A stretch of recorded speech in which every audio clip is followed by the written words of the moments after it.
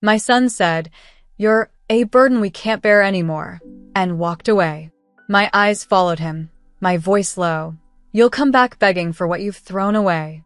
That night, he found a box on his bed with a note that said, "I had him when I was 24. I was working nights at Grady Memorial in Atlanta, barely making rent in a one-bedroom apartment." His father, Marcus, was there in the beginning, but he had a temper and a wandering eye. By the time our son was 10, Marcus packed up and left. Didn't leave a note, just peeled out of the driveway while I was cooking dinner. Our son sat at the kitchen table, asking when Dad would be back. I lied and said he'd gone to get groceries. He never came back. From that moment on, I did everything by myself. Every lunch packed, every doctor visit, every time the school called because he got into it with another kid, I was there. I worked double shifts and sometimes even picked up cleaning gigs on weekends. There were years where I didn't buy myself new clothes. My shoes had holes in them, but my son had everything he needed. School supplies, new shoes, braces, even piano lessons because he once said he liked the sound of it. He was always smart, sharp. He could read before kindergarten.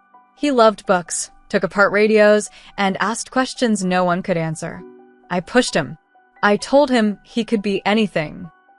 When he got into Emory on scholarship, I cried so hard I couldn't breathe. He was the first person in our family to go to college. At first, he came home on breaks. He brought laundry, and I'd cook his favorites: smothered chicken, macaroni, sweet tea so sugary it made your teeth ache. Then the visits got shorter, the calls fewer. I'd call and leave voicemails. Sometimes he'd respond.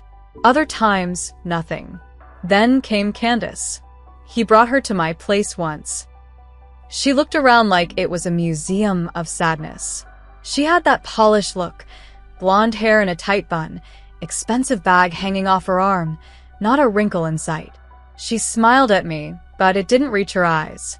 They were already somewhere else. They got married a year later. I was invited but barely involved. Her parents paid for everything. The ceremony was in Buckhead, with white roses and soft jazz and people who talked through me, not to me. I wore my best dress and sat in the back pew. No one asked if I was the groom's mother. After the ceremony, I stood outside watching them take pictures. My son didn't even look back at me.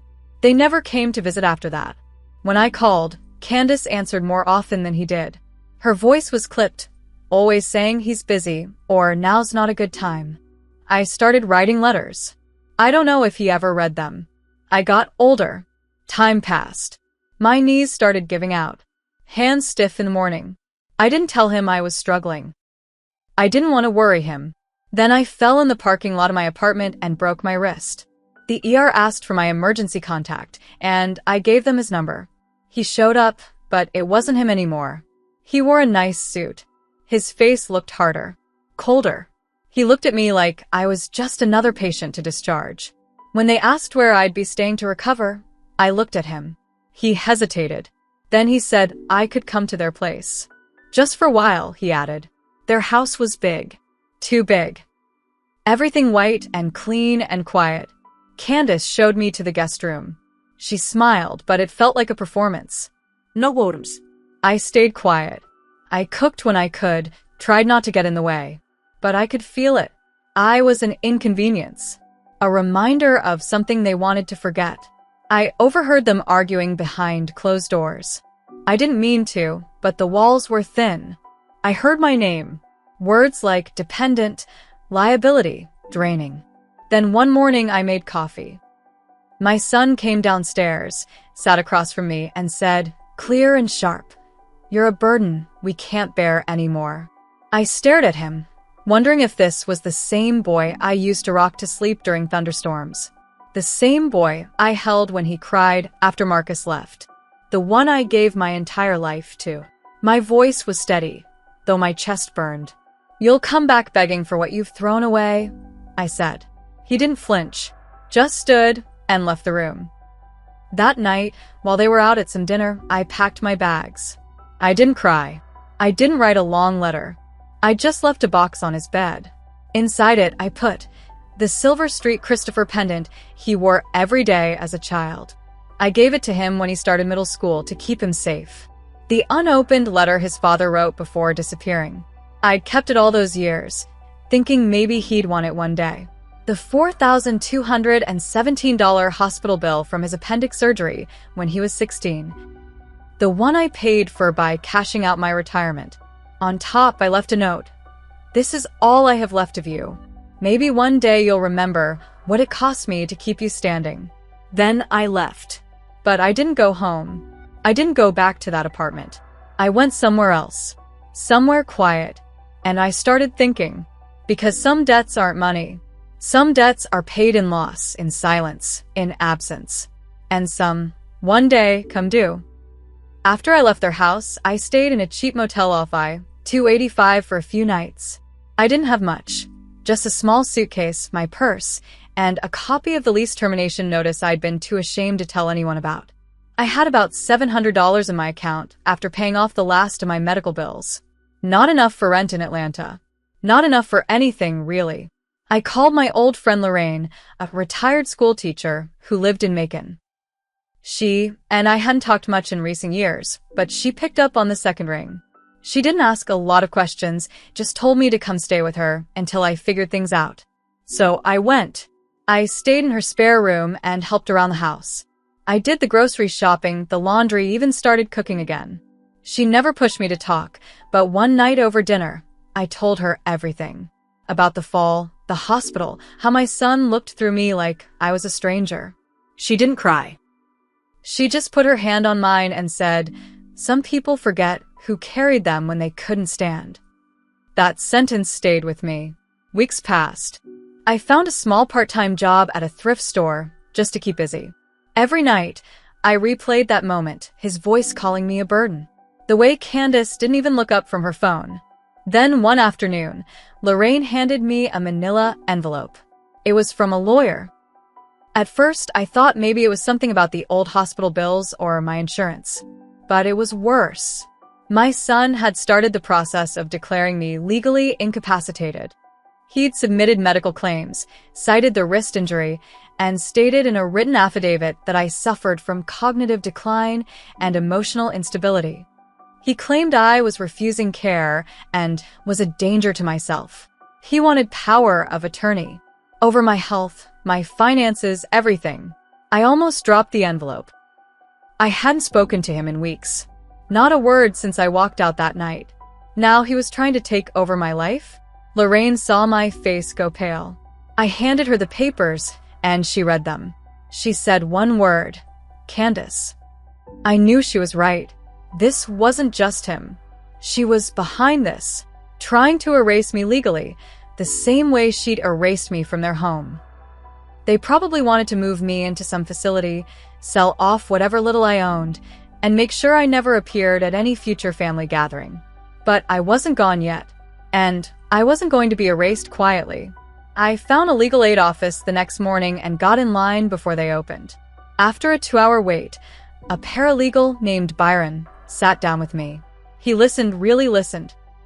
When I handed him the envelope and told him the whole story, he looked me in the eyes and said, "Ma'am, this is a manipulation tactic. You're not the first, but you've got more rights than they're counting on." That afternoon, we filed a response. Then I got to work. I requested copies of every medical record, every bill I'd paid for my son growing up, school forms, tax documents, even emails. I started building a record. Not just of what they were doing now, but of everything I had done for him since the day he was born. I also started talking to people, old teachers, neighbors, friends who remembered how I raised him alone. I wrote affidavits, collected signatures, and kept everything in a binder. But the worst part? I found out that while he was filing those papers, he'd also been speaking to a real estate agent, listing my old apartment in his name, as if he had control of it. He hadn't even told me. He was trying to cash in on the little bit of equity I had left from my years of work and survival. That's when the anger truly started to burn. This wasn't about helping me. This wasn't about concern. This was about control. About erasing me from the picture like I was an old receipt. I decided I wouldn't just fight him. I would show him exactly what it meant to underestimate the woman who gave him everything. The court date for the power of attorney hearing was set for early fall. I didn't tell anyone outside of Lorraine and Byron. My son hadn't reached out again. Not even a phone call. Just more documents mailed through his lawyer. Cold. Transactional. Like I was a case file, not his mother. 2 weeks before the hearing, Byron called and said something unexpected had come up. He sounded tense. "There's been a motion filed by your son's attorney," he said. "They're trying to introduce new evidence. Something about mental instability." I froze. "What kind of evidence?" "They're using your letters," he said. "The ones you sent him over the years." I felt the floor shift under me. I'd written dozens of letters after he moved to college, after he got married. None of them angry. Just long, emotional letters. Things a mother writes when her heart's too full and her mouth doesn't get a chance to speak. "They're saying the letters show you're obsessive. Unstable," Byron said, clearly pissed. I told him what I remembered writing. Things like, "You'll always be my baby, even if you forget me," or "I hope Candace is treating you kindly because you deserve someone who sees you." He sighed. "They're twisting your words, trying to paint you as emotionally erratic." I sat there shaking, but I didn't cry. Instead, I pulled out a small notebook I hadn't opened in years. Inside were copies of emails my son had sent me when he was in high school and college. Emails where he thanked me for getting him through dark times. Where he said things like, "I wouldn't be here without you," or "You saved me, Mom. I hope I can pay you back one day." We printed every one. Then came a twist I didn't expect. Lorraine had a cousin named Trevor who worked in financial compliance for a mid-sized firm. One day, over dinner, she mentioned my story. Trevor asked for my son's name, purely out of curiosity. The next day he called. "I think you need to know something," he said. "Your son's been moving money." Turns out, my son had opened a trust account in my name, a care fund. He called it in the paperwork, but was using the money for other things. Renovations, travel, payments to a business Candace had started. He wasn't just trying to take control of my finances, he was already spending as if he had. I gave Byron everything. It changed the tone of the case completely. But the part that cut deepest? I found out that Candace was pregnant. They kept it quiet, probably not wanting me involved. I saw it in a social media post someone forwarded me. Big announcement, all smiles and pink balloons. And the caption read, "Starting our family fresh, focused on health and peace." That word, fresh, hit me like a slap. Like I was something to be scrubbed away. They weren't just cutting me out. They were replacing me, erasing me, stealing from me while doing it. And that's when I knew this wasn't just a fight for my dignity. This was a war for my identity. And I was going to make sure that the version of me they tried to bury would rise, with truth as my weapon. The week before the hearing, I got a call from a number I didn't recognize. I almost didn't pick up, but something told me to answer. It was Candace's sister, Valerie. She sounded nervous. Her voice was low, like she didn't want someone to hear her. "I'm only calling because this has gone too far," she said. "What they're doing to you, it isn't right." I didn't speak at first. I didn't trust it, but she kept talking. "They're lying," she said, "about everything. Candace's dad has been helping them hide money. That fake trust fund? He's the one who set it up. They've been funneling your name through shell accounts, and now they're using that same money to claim you're unfit." I felt sick. I asked why she was telling me. "Because I saw the box you left," she said. "The night you left their house, Candace opened it and laughed. Said you were being dramatic. But your son, he didn't laugh. He just stood there holding that pendant. He didn't say a word all night." That gave me pause. But it didn't change what he'd done. Valerie offered to testify. Said she had emails, text messages, even one where Candace said, "Once she's declared unfit, we can liquidate everything." I gave it all to Byron. We added her to the witness list. 3 days before court, another twist came crashing through my door. A man from Child Protective Services knocked on Lorraine's front porch. Someone had reported me. Said I was living in unsafe conditions, that I had mental outbursts, that I was possibly a danger to children, though there were no kids in the house. Lorraine showed him around, calm as ever. "Would you like coffee while you look under the furniture?" she asked. He apologized before he left. Said off the record, "We get these kinds of calls when people are trying to create a paper trail for guardianship cases. They were trying to destroy every trace of me, not just my finances, my sanity, my reputation, my record." That night, I didn't sleep. I sat on the back porch with a blanket and a pen, writing down every name, every date, every dollar, every lie. Not just to protect myself in court, but because I needed to remember it all. I needed to burn it into my bones. Meanwhile, my son stayed silent. No calls. No texts. No epalegi. But then another curve. An email. From him. Subject line blank. The message was short. I didn't know what Candace was doing at first, but I didn't stop her. I let it happen. "I'm sorry, Mom." "I'll fix it." I stared at the screen for a long time. My hands shook, because this wasn't just about him anymore. It was about what I'd become in their story. A burden. A mistake. A check they didn't want to keep writing. And now it was my turn to tell my story. In court, in public, on record. The courtroom was small, beige, quiet, like it didn't want to witness what was about to happen. But I did. I wanted every word, every document, every lie exposed. Candace sat at the table with their lawyer, perfectly styled, expression calm. My son sat beside her, stiff, unreadable. He didn't look at me, not once. Byron sat next to me, calm but firm. He had a binder 2 inches thick. Every document, every receipt, every piece of proof that I wasn't mentally unfit, wasn't unstable, wasn't the problem. The judge started with Candace's attorney. They tried to paint me as unstable, citing the letters, the injury, my age, my limited income. They talked like I wasn't in the room. When it was Byron's turn, he stood slowly. He opened the binder and began. He laid out my history, 26 years at Grady Memorial, perfect work record, no psychiatric history, no criminal record. He passed out printed emails my son had written me thanking me for raising him alone, for never giving up. He submitted medical records showing my injuries were temporary, not signs of cognitive decline.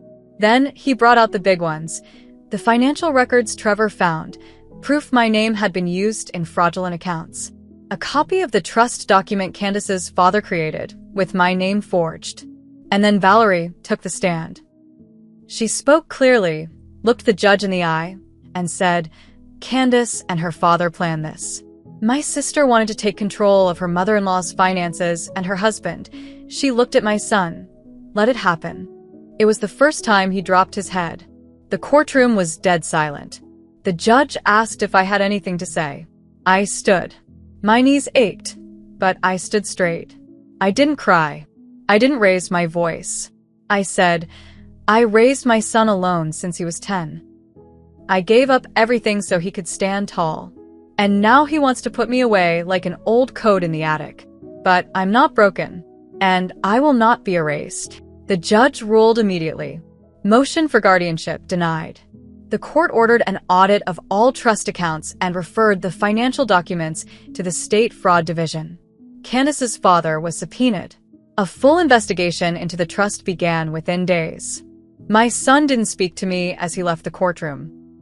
Candace walked out fast, red-faced. But he paused at the door. Just a second. Looked back at me. I didn't nod. I didn't smile. I just watched. 3 weeks later, he showed up at Lorraine's house. Alone. Said he wanted to talk.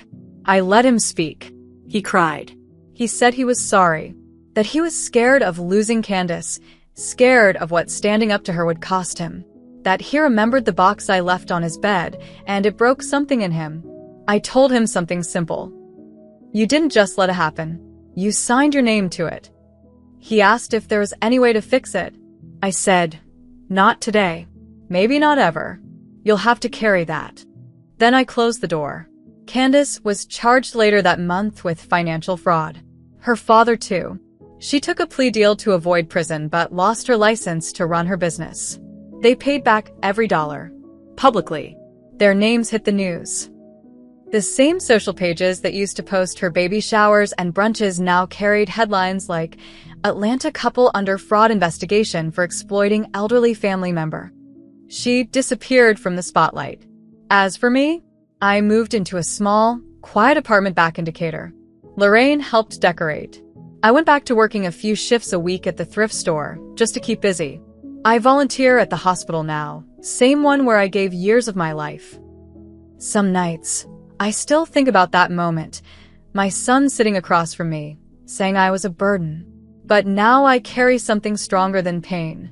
I carry the truth, and the knowledge that they tried to bury me, but I stood up, spoke out, and showed them exactly what it costs to betray a woman who raised you from nothing.